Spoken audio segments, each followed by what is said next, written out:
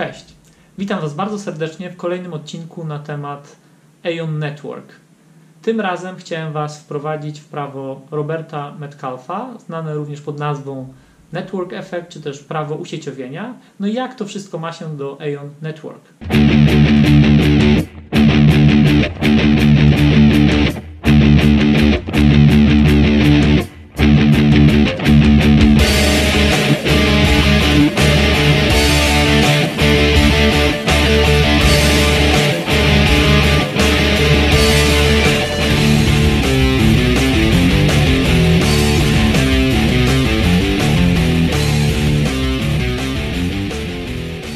Na wstępie chciałem zaznaczyć, że to, co tutaj usłyszycie, w żadnym sensie nie może być traktowane jako porada inwestycyjna. Są to i wyłącznie moje subiektywne przemyślenia na temat Aon Network. Róbcie swój rekonesans, ja w żadnym sensie nie namawiam do inwestowania w ten czy w inny projekt. Pamiętajcie, że wszelkie inwestycje w kryptowaluty to są bardzo ryzykowne inwestycje. Sami decydujecie, co robicie ze swoimi pieniędzmi. To nie jest porada inwestycyjna.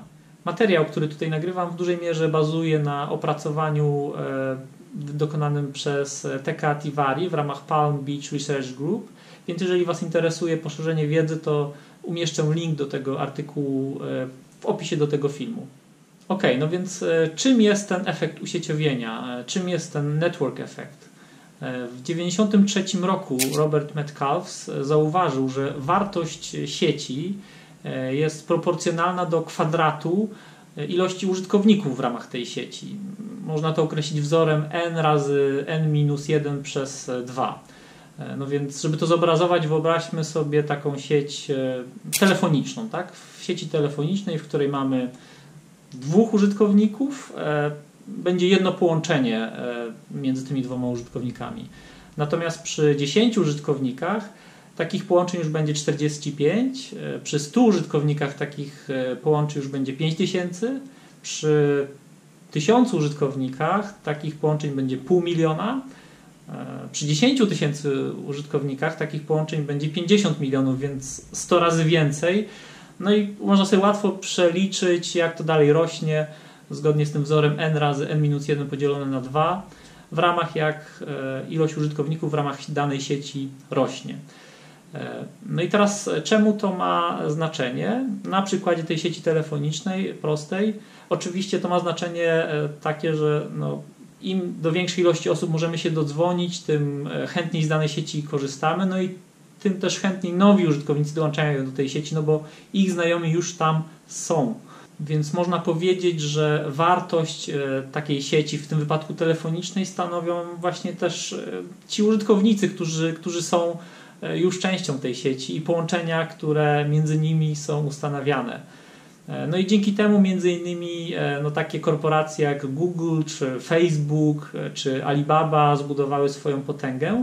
Nie dlatego, że ich rozwiązanie było najlepsze, prawdopodobnie było wystarczająco dobre, natomiast oni zbudowali najszybciej bazę użytkowników, którzy się przyłączyli do tej sieci. Dlatego do Facebooka w tej chwili, czy do YouTube'a ludzie chętniej zaglądają niż do innych platform, mimo iż prawdopodobnie są lepsze platformy, no bo tam już są wasi znajomi, tam są te połączenia. Więc z grubsza Robert Metcalf odkrył właśnie taką zależność, że wartość danej sieci, nieważne czy to jest jakaś aplikacja, czy to jest właśnie sieć internetowa, jest proporcjonalna do kwadratu ilości użytkowników w ramach danej sieci. No i tutaj zrobię taką małą retrospekcję. Może część z Was pamięta lata 80. BBS-y, czyli Bulletin Board Systems. Był to taki chyba protoplasta internetu. Były to takie serwery tematyczne. Każdy BBS był poświęcony trochę innej tematyce. Jeden był poświęcony na przykład pogodzie, inny podróżom, trzeci jakimś tam zwierzakom. No i wdzwaniało się modemem do tych BBS-ów. Tam można było zarówno treść przeglądać, jak i swoją jakąś tam publikować. Wydawało się, że to jest całkiem takie fajne rozwiązanie. Na tamtą chwilę było na pewno bardzo innowacyjne. Natomiast te BBS-y to były odizolowane wyspy. One w żaden sposób ze sobą nie rozmawiały i mimo iż każdy z tych BBS-ów miał setki, tysiące, czasami więcej użytkowników, no to te rozwiązania nie przetrwały, gdyż BBS-y ze sobą nie rozmawiały, czyli jakby nie było tego efektu usieciowienia. Ktoś kiedyś nawet obliczył, że na początku lat 90. było 80 tysięcy, zdaje się, takich BBS-ów w samych Stanach Zjednoczonych i kilkanaście milionów użytkowników sumarycznie na tych BBS-ach. Natomiast znowu BBS-y nie przetrwały. Myślę, że w dużej mierze nie przetrwały właśnie dlatego, że były między sobą niepołączone. W tym samym czasie, na początku lat 80., dwóch studentów Uniwersytetu Stanford zauważyło, że w ramach uniwersytetu jest kilkanaście tysięcy różnych serwerów, komputerów, natomiast mają problem, żeby ze sobą rozmawiać. No i oni wówczas wymyślili pierwszy router, takie podwaliny do routera, co potem tak naprawdę było początkiem firmy Cisco, która tak naprawdę myślę, że udrożniła funkcjonowanie całego internetu. Cisco stworzyło sprzęt potrzebny do tego, żeby komputery w ramach sieci mogły ze sobą rozmawiać. Protokół TCP/IP już istniał, był wymyślony wcześniej, no więc TCP/IP plus routery Cisco umożliwiło, że internet tak naprawdę zdominował świat, powstał World Wide Web, który wszyscy bardzo dobrze znamy. BBS-y poszły w zapomnienie.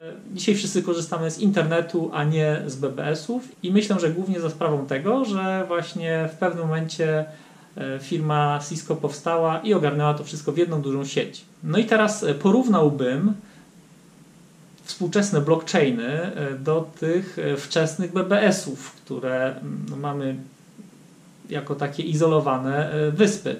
Mamy EOS-a, mamy Ethereum, mamy Bitcoina, mamy Monero, mamy Zcash, mamy VeChaina, mamy Walton Chaina i masę innych blockchainów, które ze sobą nie rozmawiają. One mają swoją bazę użytkowników, natomiast ta baza użytkowników jest w ramach danej sieci, w ramach danego blockchaina. No i teraz gra się toczy o to, moim zdaniem, żeby połączyć to wszystko w jedną dużą, globalną wioskę, tak jak kiedyś routery i protokół TCP/IP połączył odizolowane serwery w jedną dużą serwerownię zwaną internetem. Tak jak wspomniałem w poprzednim moim filmie, myślę, że nisko prawdopodobne jest, że jeden blockchain będzie na tyle potężny, na tyle uniwersalny, że pokryje zapotrzebowania wszystkich obszarów, wszystkich biznesów, więc moim zdaniem jest przestrzeń na kogoś, kto stworzy te pomosty. Tu moim zdaniem wchodzi Aion Network, tu moim zdaniem mogą wejść też inne rozwiązania konkurencyjne, które omówię później. Natomiast co to wszystko ma wspólnego z efektem usieciowienia? No wyobraźmy sobie, że te blockchainy, które będą się przyłączały do sieci Aion, bądź będą się tworzyły nowe blockchainy w ramach właśnie tych spoke network, w ramach sieci Aion, one będą przychodziły albo ze swoją już bazą użytkowników, którą zbudowali wcześniej, albo będą jakby pozyskiwać nowych użytkowników. Ci wszyscy użytkownicy będą mieli dziesiątki tysięcy, setki tysięcy, być może w jakimś tam czasie miliony, będą komunikować się w oparciu o wspomniane wcześniej mosty w ramach na przykład sieci Aion, będą generować jakiś ruch w ramach tej sieci Aion. No i teraz, jeżeli sobie wyobrazimy, że będzie na przykład w jakimś tam momencie milion użytkowników w ramach sieci Aion, czyli nie samego blockchainu Aion, ale weźmy pod uwagę właśnie blockchainy prywatne i blockchainy publiczne, które zdecydowały się przyłączyć do Aiona, jak również nowe blockchainy, które powstały na Aionie. No, te blockchainy będą wykorzystywały token Aion do uiszczania opłat za komunikację między sobą, do płacenia za to, że mogą korzystać z mostów, że mogą stawiać tam swoje aplikacje. Token Aion będzie wykorzystywany też między innymi do zabezpieczania tej sieci, więc no jest co najmniej 6 różnych use case'ów, które Aion przewidział w tej chwili pod swój token. No i teraz im więcej ta sieć będzie miała tych nodów, tych użytkowników, tym więcej będzie tak naprawdę ruchu w tej sieci i tym więcej będzie potrzeby na korzystanie z tokena Aion, którego podaż jest jakoś tam ograniczona. Więc w długiej perspektywie czasu, a moim zdaniem na ten projekt należy patrzeć bardzo długoperspektywicznie, to nie jest projekt na rok, na 2, to być może jest projekt na 5, na 10 lat, będziemy mieć sytuację, w której zapotrzebowanie na token Aion będzie bardzo duże, jego supply będzie ograniczone. Resztę możecie sobie sami dopowiedzieć, jeżeli taki scenariusz się wydarzy. Być może tak jak Cisco stało się tą firmą, która umożliwiła, że internet zaistniał, moim zdaniem, tak być może Aion stanie się tą fundacją, która umożliwi, że blockchainy wejdą do mainstreamu i tak naprawdę umożliwią budowanie rozwiązań, które ze sobą będą rozmawiały. Ja tutaj już postawię kropkę.